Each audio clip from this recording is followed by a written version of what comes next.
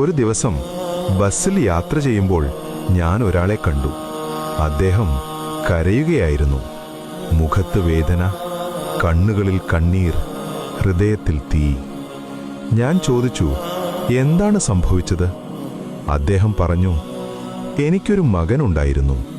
അവനെ ഞാൻ വലിയ വിദ്യാഭ്യാസം നൽകി. വലിയ സ്കൂളിൽ പഠിപ്പിച്ചു, വലിയ കോളേജിൽ പഠിപ്പിച്ചു. അവനെ ഒരു IAS ഓഫീസറാക്കി.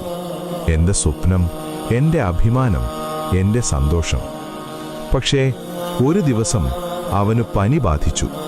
അവനെ ആശുപത്രിയിൽ പ്രവേശിപ്പിച്ചു. മൾട്ടി സ്പെഷ്യാലിറ്റി ആശുപത്രി. വലിയ ഡോക്ടർമാർ, വലിയ ചികിത്സ.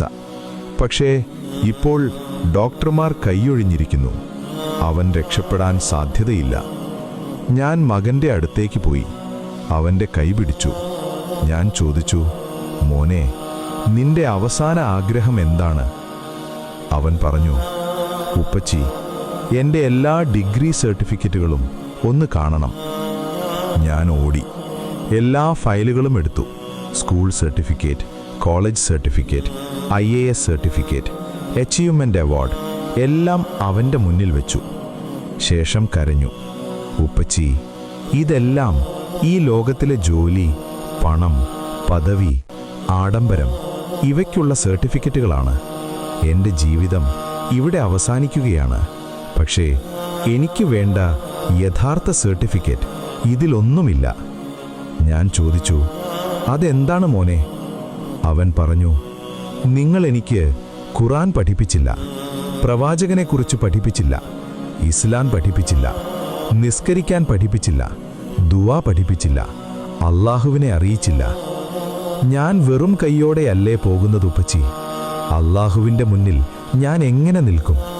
അവൻ്റെ ചോദ്യങ്ങൾക്ക് ഞാൻ എങ്ങനെ മറുപടി പറയും? ആ പിതാവ് പറഞ്ഞു. അപ്പോൾ എൻ്റെ ഹൃദയം പൊട്ടി. ഞാൻ ജീവിതം മുഴുവൻ അവന് ലോകം കൊടുത്തു, പക്ഷേ ആഖിറത്തിനൊന്നും കൊടുത്തില്ല. എനിക്ക് ബോധം വന്നപ്പോൾ സമയം കഴിഞ്ഞിരുന്നു. മാതാപിതാക്കളെ, നമ്മളും ചിന്തിക്കണം.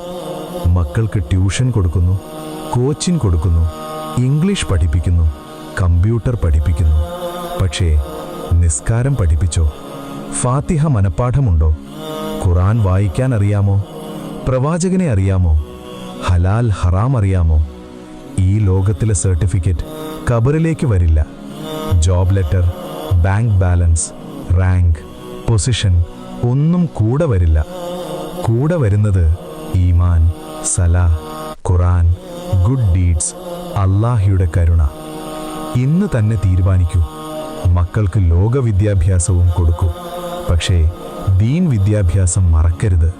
കാരണം യഥാർത്ഥ സർട്ടിഫിക്കറ്റ് അല്ലാഹുവിൻ്റെ മുന്നിൽ സ്വീകരിക്കപ്പെടുന്നതാണ്. അല്ലാഹു നമ്മുടെ മക്കളെ ദീനും ദുനിയാവും വിജയികളാക്കട്ടെ.